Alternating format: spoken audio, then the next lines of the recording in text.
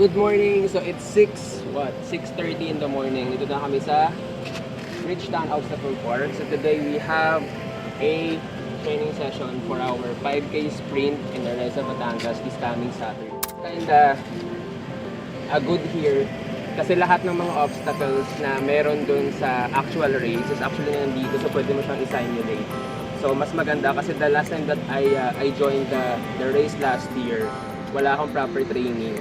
So, kaya may mga sugat. So, dahil nagka-calorie count ako, kailangan nagbe-breakfast talaga ako everyday.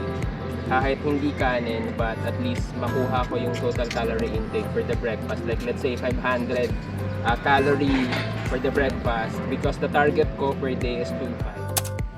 I purchased a new shoes dito kasi sabi nila, mas okay daw gamitin yung mga light trail or parang hiking type na shoes kasi meron siyang spike dito as you can see. So mas okay siya gamitin kasi makapit kasi merong mga obstacle na kailangan mo talaga ng maganda na shoes. So guys, gloves is a must. So dapat may Vlogging pala to, sorry. So dapat may gloves ka talaga. So we have 2 sets ng gloves dito. Eto. That is for the for the purpose na hindi ka masugatan or what. Pero kung makapalagin yung kalyo mo, okay lang naman na magano ka, na walang gloves or anything. Yan na yung dalawang kasama ko na una. So yung dalawa hahabol, tapos yung isa hindi nakapunta. Kasi lasing siya. So, magre-register muna tayo. So by the way guys, may bayad dito, 200 pesos yung entrance. And then day pass na siya. So, it's worth it naman. So it's very early, hindi pa mainit, which is sakto lang kasi ayoko mangitim. So ayan, may waiver sila dito. Pag first time mo dito, may waiver. And then they have GCash naman. So iniskip na namin yung warm up. Hindi na kami magwa-warm up kasi mga tamad kami. So ano lang tayo, 1 ikot lang dito. Siguro mga ano lang to, wala pang 1 kilometer. Okay, importante yung tatakbo ka muna bago ka sabit-sabit dyan. So, let's go!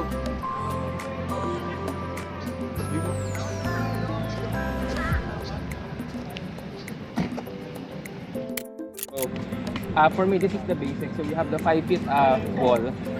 Yeah, this is 5 feet, tapos hurdles na siya. So, this is part of the 5 kilometer sprint. So, try natin.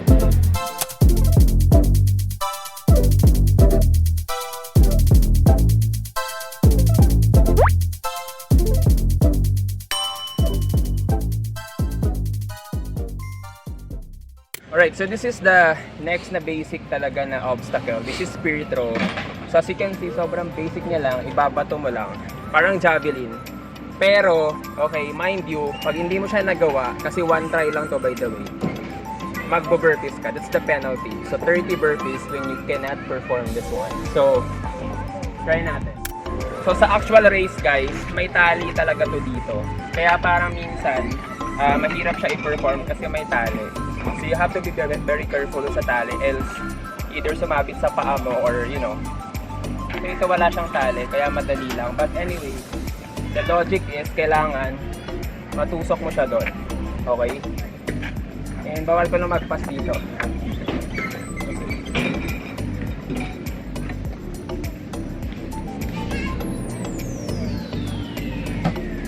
So ganun.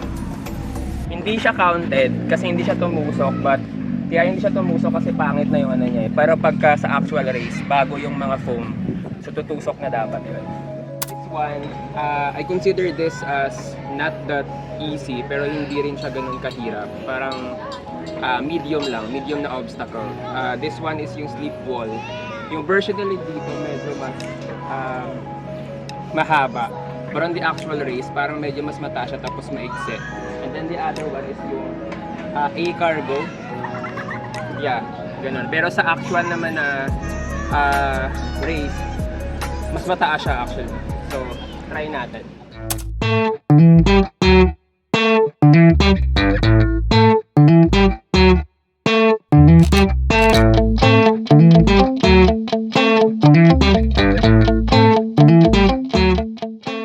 Alright, so another na basic na another basic na obstacle is yung plate drag. Pero yung version nila dito is buhangin, but then the actual, mabigat talaga siya na na bakal. I don't know how much kilo is it, pero kaya naman, okay. Hindi naman luluwa yung mo. So, after this one, we will try the this is Z-wall. So sa Z1 naman, madali lang din to. Basic lang to actually for me pero hindi ko lang alam sa iba. But this one naman tatawid ka lang. So you are gonna use yung mga yellow plugs. Doon ka lang kakapit. Tapos every end of this one merong bell. So you have to tap and that means you'll finish.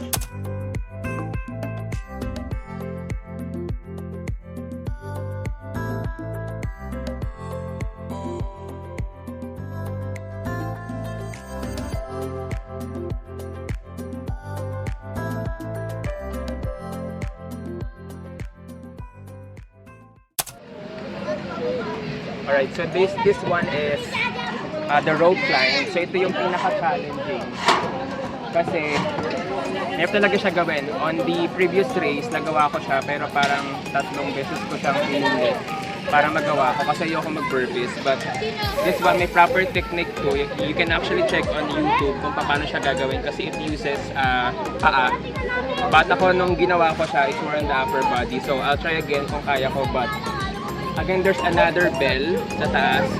So you have to tap the bell. When you tap the bell, that means you're done. Tapos, you stick down. I'll try.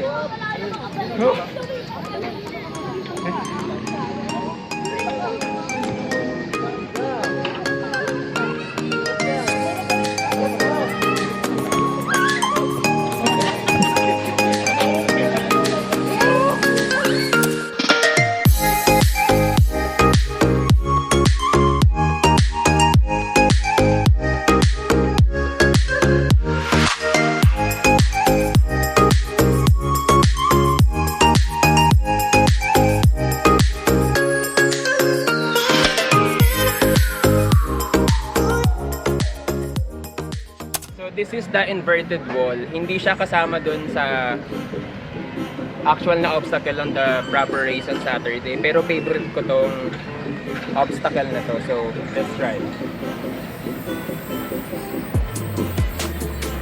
So, inverted wall siya kasi dito ka magsisimula. Mabalik ka doon. So, sa 21 kilometers, merong ganito. Part siya ng 30 obstacles. And it's one of my favorites.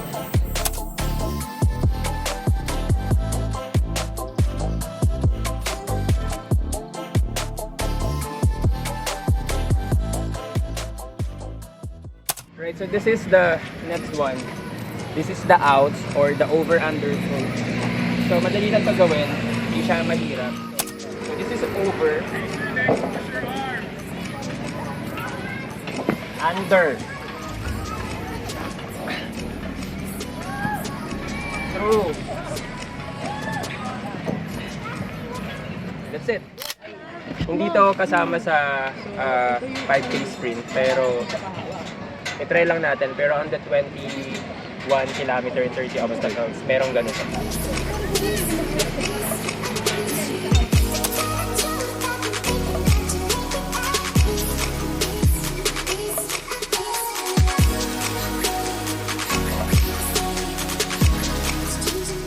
One is another slip wall, pero pa-curve siya. So mas challenging to akyatin. Sakit na ng pa ako. But I'll try again. So alam ko yung technique dito, kailangan dahan-dahan lang, saka yung shoes talaga. Kailangan yung shoes mo may cleats. Spike ba tawag yun? Cleats. Cleats something, yeah. Game! Woo! Okay.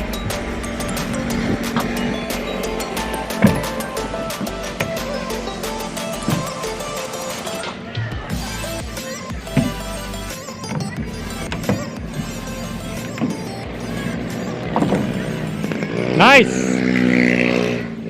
This is multi-rig, yung mga bilog-bilog. So it's also part of the 5K sprint on Saturday. So ito hindi ko siya nagagawa every scene. So sana magawa ko siya ngayon without the gloves. Kaya naman tayo mamaya, diba?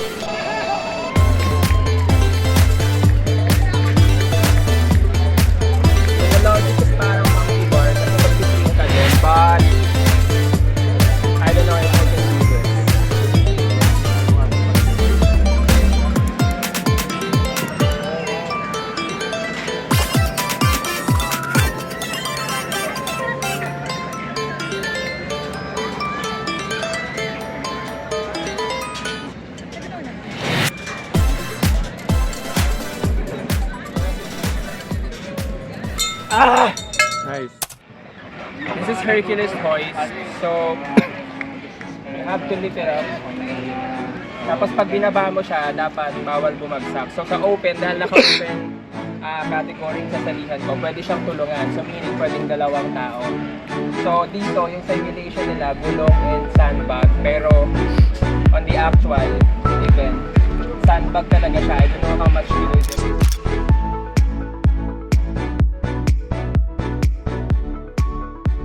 So, pag naangat mo na siya, Slowly. slowly bababa mo lang. So pag bumagsak siya, you have to do it again. So ang technique doon, haapakan mo yung tali. Like that. Para makontrol mo yung motion nung binubuhat mo. Kasi again, bawal siya Bumagsak. bumagsak. And baka magasgas yung kamay mo. Perfect. The end of our training for today. So see you guys at Spartan Race PH on Saturday at Areza, Batangas. So it's a 5K sprint and 20 obstacles. 20 obstacles. Spell obstacles. Aru, aru.